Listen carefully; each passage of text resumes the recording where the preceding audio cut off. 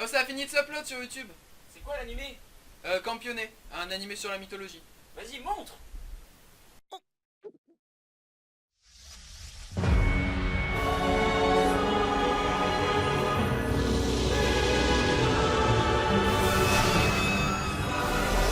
その者は覇者である。天上の神々を殺戮し、神を神たらしめる思考の力を奪い取るがゆえに、その者は王者である。 Sur la mythologie, hein? Ouais. When everything comes to an end, we can pretend we'll sunblast these walls and paint them again.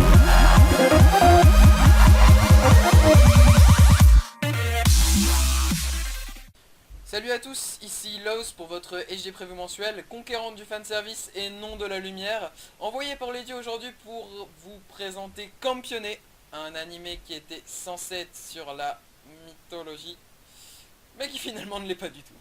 Pour comprendre pourquoi cet animé tient plus du harem et par extension du fanservice que de la mythologie, il faut tout d'abord s'intéresser aux personnages principaux.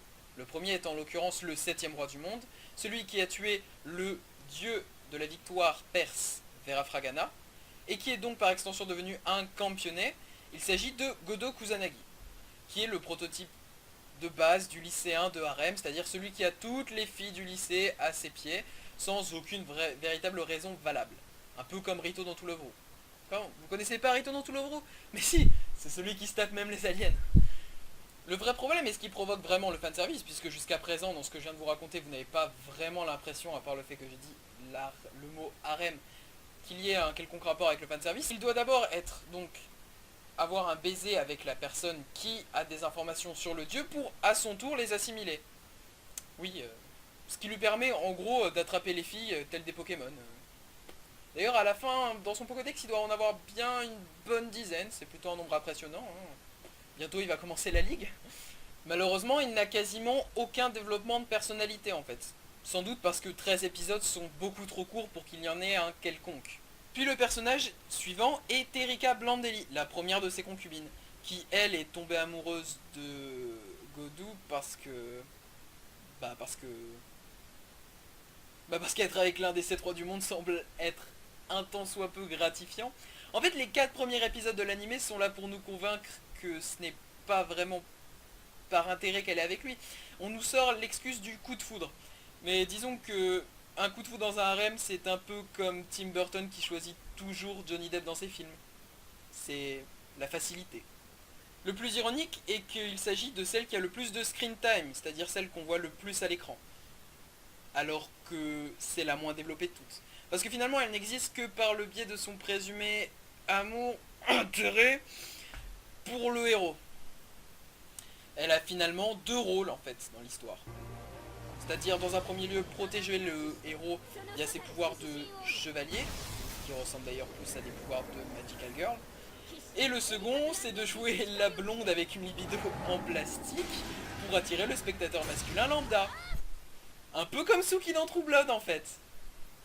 Marrant comment les shows américains et les animés japonais se ressemblent parfois. La seconde de ses concubines se nomme Yuri Maria. C'est elle qui joue le rôle de la fille timide, encore un classique des harems. Son métier est celui d'une Miko. Attention, On BDM. l'a pas déjà faite celle-là? Ah ouais, merde. Bon bah alors, on va éclaircir ce point tout de suite. Une Miko est une prêtresse au Japon. Pas une marque de glace. Excellent début de week-end à tous. Voici un moment privilégié, un moment propice à la détente. Voici pour vous, question pour un champion. Attention, top départ. Je suis timide dans un harem tout en étant une prêtresse Miko. Donc c'est pas la glace. J'aime embrasser un certain campionné. D'ailleurs, ce dernier m'a acheté un téléphone portable et je suis tombée amoureuse de lui. Je suis... Yuri Maria. Bonne réponse. Mais trêve de plaisanterie, il s'agit de la personne qui a le plus d'histoire en fait, le plus de background. Donc on en apprend le plus. Et il se trouve qu'elle a été maltraitée plus jeune par un autre campionnet qui en avait après ses pouvoirs. Ce qui explique pourquoi au début elle a un peu du mal avec Godou. Et ce qui fait qu'à son tour elle a un peu de développement au niveau de son caractère. Puisque elle commence à l'apprécier au fur et à mesure de l'histoire. Et enfin la dernière de l'équipe, la dernière des concubines, la tsundere de base, celle qui dit au début qu'elle n'aime pas vraiment Godou, puis qu'ensuite elle ne l'aime pas tel qu'un amant, puis qu'ensuite, en fait après elle ne dit rien, la rivale de Erika Blandelli, Liliana Kranjka. Elle aussi est un chevalier et se trouve être le running gag en fait, puisque elle écrit des notes romantiques sur elle-même, où elle s'imagine dans des histoires assez chaudes. Et il semblerait que cela ruinerait sa réputation de chevalier si jamais les gens venaient à être au courant de ce hobby. Ce qui fait que du coup, sa propre maid, une maid au Japon c'est une servante, ainsi que Erika, prennent un malin plaisir à se moquer d'elle par cette manière-là. Enfin, mention spéciale à Ena, la dernière des filles dont Hero squatte les lèvres tel un vieil immeuble abandonné, qui a autant d'utilité que Lucie dans Fairy Tail, c'est-à-dire se faire kidnapper puis finir nu à la fin de l'épisode. Puis on en revient à l'histoire, donc Godo Kusanagi se retrouve au début dans l'épisode 1 en Italie, où il est censé remettre une tablette que lui a donnée son grand-père qui d'ailleurs a l'air d'en savoir autant sur les femmes que le professeur Chen en sait sur les Pokémon, à l'une des connaissances de celui-ci. Il se trouve qu'au préalable, étant donné qu'on est en Italie, c'est normal qu'il y ait un hold-up, ou qu'en tout cas il se fasse attaquer dans la rue, oui, hein, le pays de la mafia. Hein. Comment ça? Comment? Le Japon les préjugés? Non, pas du tout, pas du tout. La tablette qui en fait se trouvait avoir des pouvoirs qui lui ont permis de voler ceux du dieu de la victoire perse, comme je l'ai dit plus haut, donc Vera Fragana, et qui lui permet donc de devenir un campionnet. Et ça fait 3 fois que je dis campionnet, et donc ça fait officiellement le nombre de personnages féminins principaux dans cet anime. Tout était prévu. Enfin, l'histoire n'a rien vraiment d'extravagant. J'avoue que j'étais plutôt, honnêtement, vraiment enthousiaste à l'idée d'un anime sur la mythologie, vraiment, étant donné que j'adore ça moi-même.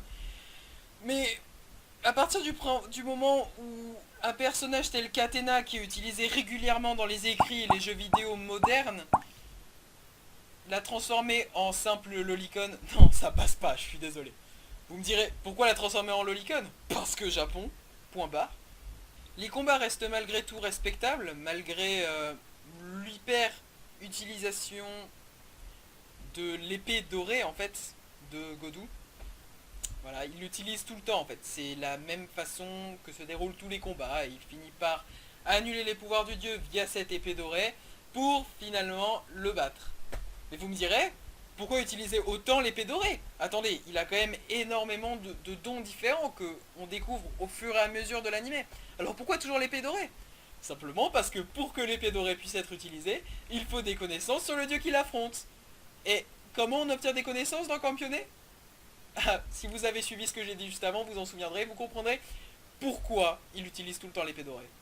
Concernant le son, eh bien, il y a 2 OST donc, qui m'ont véritablement marqué, c'est-à-dire l'OST du thème principal qui se nomme à juste titre Campionnet, que j'ai d'ailleurs toujours dans mes OST favorites, ainsi que l'OST Ugen no Ken, qui veut dire en français l'épée dorée.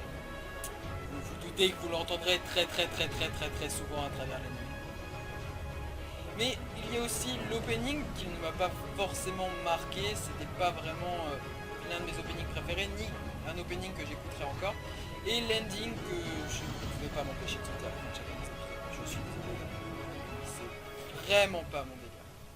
Enfin, pour finir avec l'animation reste fluide, même durant les scènes de combat, les échanges et les joutes épiques entre dieux sont quand même assez bien réalisés, hein, les différents dons aussi d'un point de vue animation, mais elle ne change pas, c'est-à-dire que dans la plupart des animés de style harem, normalement, ou même des animés qui ont certains, de temps en temps, des buts humoristiques, ils passent à une vision un peu plus cartoon. Là, ce n'est pas le cas, on reste toujours à la même animation standard. Au-delà de ça, on a nos habituels panty shots, ass shots et boob shots, qui sont spéciaux japonais, hein, c'est-à-dire les gros plans sous-vêtements, qu'il y a maintenant même dans les films pour tout public, tels qu'Albator, hein, pour dire que c'est vraiment une marque de fabrique du Japon, et qui pollue carrément l'animé, hein, on va pas se mentir, hein. C'est un peu embêtant de voir ça régulièrement. A noter qu'ils prennent aussi un malin plaisir à faire des gros plans sur les scènes de roulage de pelle, hein, pour montrer que chez Diomedea, ils sont très forts pour faire la salive des personnages. Pour terminer sur Campionnet, petit point sur le staff, avec le studio Diomedea qui s'est chargé de produire l'animé, donc qui a aussi fait Studio Diomedia, qui a aussi fait Akuma no Idol pour ceux qui connaissent, et qui partage aussi le même réalisateur que Akuma no Idol et Ashura Crying, Keizo Kuzawa, pour Campione. A noter aussi que la musique est faite par Tatsuya Kato, qui est aussi celui qui est le compositeur de Mirai Nikki et Fairy Tail Prisma, qui sont à mes yeux deux bons animés, mais qui a aussi fait deux Daubin femmes en nom de Demon King Daimao et de Seiko no Quasar. Comme quoi, si on est capable du meilleur, on est aussi capable du pire. Pour terminer, une bonne fois pour toutes, je tiens à vous préciser que le nom des voice actors, ou des seiyuu comme vous le préférez, de chacun des personnages principaux sont dans la description de la vidéo, ainsi que le nom de l'opening et de l'ending de l'anime. Puis aussi le nom de la musique du générique de ce review. En guise de conclusion, je donne donc la note de 6 sur 10 pour Campione, pour une animation correcte, une bande son tout aussi correcte. Et la note est basse malgré tout à cause de la trop grosse présence de fanservice qui empiète un peu trop sur l'histoire. Ou qui fait même partie intégrante de l'histoire. Je vous dis donc à bientôt pour un nouveau review, le mois prochain je l'espère. Avec Low sur HD Preview. Et puis bah écoutez, abonnez-vous. Au revoir.